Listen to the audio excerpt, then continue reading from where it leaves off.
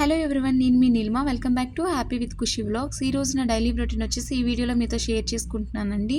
ముందుగా అందరూ ఎలా ఉన్నారండి? బాగున్నారా? మేము కూడా బాగున్నాము. కొత్తగా మన ఛానల్ ఎవరైనా వాచ్ చేస్తున్నట్లుగా అయితే ప్రీవియస్ వీడియోస్ కూడా ఒకసారి వాచ్ చేయండి, మీకు ఖచ్చితంగా నచ్చుతుంది. నచ్చినట్లయితే మీకు తెలిసిన వాళ్ళకి కూడా షేర్ చేయండి. ఈరోజు వ్లాగ్ చూసేద్దాం రండి. అందరికీ తెలుసు కదా, నేను ఎక్కువగా మార్నింగ్ టైం వచ్చేసి టిఫిన్స్ అయితే వేయనండి. సలాడ్స్, ఫ్రూట్స్, మిల్క్ దాంతోనే పాపకు అయితే ఇచ్చేస్తాను. మా వారు కూడా అవే తినేస్తారండి. నేను వచ్చేసి త్వరగా బ్రేక్ఫాస్ట్ అనేది చేయను, నేను ఏకంగా లంచే చేస్తానండి. సో నా కోసం స్పేర్గా టిఫిన్ అంటూ ఏమీ చేసుకోనండి. వాళ్ళిద్దరూ తినేసి వెళ్ళిపోయిన తర్వాత నేను ఏకంగా లంచ్ అయితే చేసేస్తాను. ఎందుకంటే నాకు ఇంట్లో అన్ని పనులు చేసుకునేసరికి లంచ్ టైం అయితే అయిపోతుందండి. పాపను కూడా స్కూల్ నుంచి తీసుకొచ్చుకోవాలి కదా. నేనైతే ఇంట్లో లంచ్ చేసేసి స్కూల్ నుంచి అయితే పాపని తీసుకొచ్చుకుంటానండి. ఎందుకంటే తను స్కూల్ నుంచి తీసుకొచ్చుకున్నాక తనతోనే నాకు టైం అయితే సరిపోతుందండి. తనకి ఫుడ్ తినిపించుకోవాలి.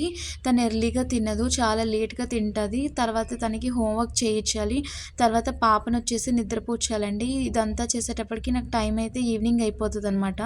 సో అందుకోసం అని చెప్పేసి నేను స్కూల్కి వెళ్ళే ముందే లంచ్ చేసేస్తానండి. ఎలాగో బ్రేక్ఫాస్ట్ కూడా చేయను కదా, అప్పటికే 1 అయిపోతుంది.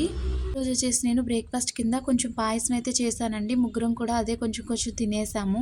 ఈరోజు వచ్చేసి నేను పాపను స్కూల్కి అయితే పంపించలేదండి. స్కూల్లో కాంపిటీషన్ అవుతుందన్నమాట, రంగోలీ కాంపిటీషన్ అవుతుంది. అలాగే పొంగల్ కదండి, సెలబ్రేషన్స్ అవుతున్నాయి.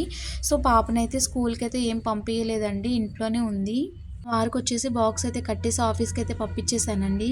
వంకాయ ఎగ్స్ కర్రీ వచ్చేసి నేను నైట్ చేశానండి. నైట్ వచ్చేసి మేము ఎగ్స్ అయితే తినేసామండి ముగ్గురం కూడా. కానీ కొంచెం వంకాయ అలాగే గ్రేవీ అయితే మిగిలింది. మార్నింగ్ వచ్చేసి మా వారు అందులోనే కొంచెం రైస్ వేసుకొని తినేసారండి పాయసంతో పాటు బ్రేక్ఫాస్ట్ కింద. రోజు లంచ్లోకి వచ్చేసి నేను అట్టికాయ పులుసు అయితే పెట్టానండి. ఇంట్లో పెద్దగా వెజిటబుల్స్ అయితే ఏమీ లేవు. మేము ఊరు వెళ్దాం అనుకుంటున్నాం కదండి. వెజిటబుల్స్ అన్నీ తెచ్చేసుకుంటే మళ్ళీ ఎక్కువ అవుతాయని చెప్పేసి పెద్దగా వెజిటబుల్స్ ఏమీ తెచ్చుకోలేదు. ఫ్రూట్స్ కూడా తీసుకురాలేదు. వచ్చేసి మా హస్బెండ్ మార్కెట్కి వెళ్తారండి. 2 డేస్కి సరిపడా ఫ్రూట్స్ అలాగే వెజిటబుల్స్ అయితే తీసుకొస్తానని చెప్పారు. 2 డేస్ తర్వాత ఎట్లనో మేము ఊరైతే వెళ్ళిపోతాం కదండి. మళ్ళీ ఒక 1 వీక్ తర్వాత అలా వస్తామన్నమాట. అంతవరకు వెజిటబుల్స్ ఎక్కువ తీసుకొచ్చుకుంటే పాడైపోతాయి కదా, అందుకని చెప్పేసి మేము ఎప్పటివప్పుడే తెచ్చుకుంటామండి. ఖుషికి వాళ్ళ డాడీకి నేను కొంచెం కొంచెంగా పాయసం అయితే పెట్టించానండి బ్రేక్ఫాస్ట్కి. వాళ్ళిద్దరూ తింటున్నారు. ఇప్పుడు వచ్చేసి నేను లంచ్ అయితే స్టార్ట్ చేశానండి. అట్టికాయ పులుసు అయితే పెడుతున్నాను అనమాట.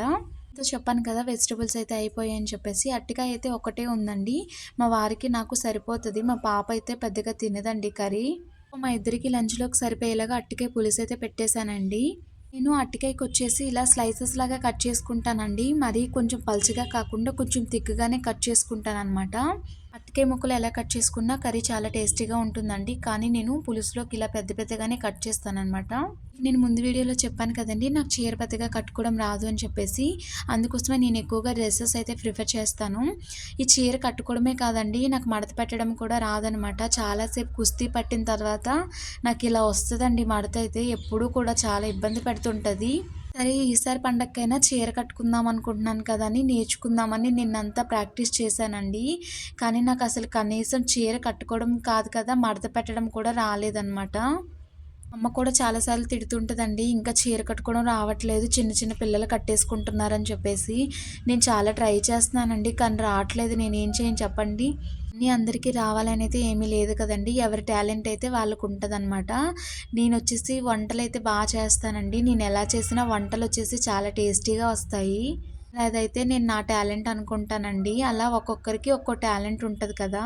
అది గొప్పగా కాకపోయినా నా వంటలు వచ్చేసి చాలా టేస్టీగా ఉంటాయండి. నాకు నేనుగా చెప్పుకోవడం కాదు కానీ తిన్నవాళ్ళు కూడా చాలామంది చెప్పారనమాట. టమాటో రైస్ వచ్చేసి నేను మార్నింగ్ చేశానండి. నేను గ్యాస్ అయిపోయిందని చెప్పేసి ఎలక్ట్రికల్ స్టవ్ పైన అయితే చేశాను. ప్రాసెస్ అంతా బాగానే చేశానండి, కానీ కుక్కర్ ప్రాబ్లం వల్ల విజిల్స్ అయితే సరిగ్గా రాలేదు. కొంచెం గట్టిగా వచ్చినట్లు అనిపించింది కానీ టేస్ట్ అయితే చాలా బాగుందండి. కొంచెం లైట్గా ఉడకలేదు అన్నట్టు అనిపించింది కానీ టేస్ట్ చాలా బాగా వచ్చిందండి. వ్లాగ్ నచ్చిందని అనుకున్నాను. Thanks for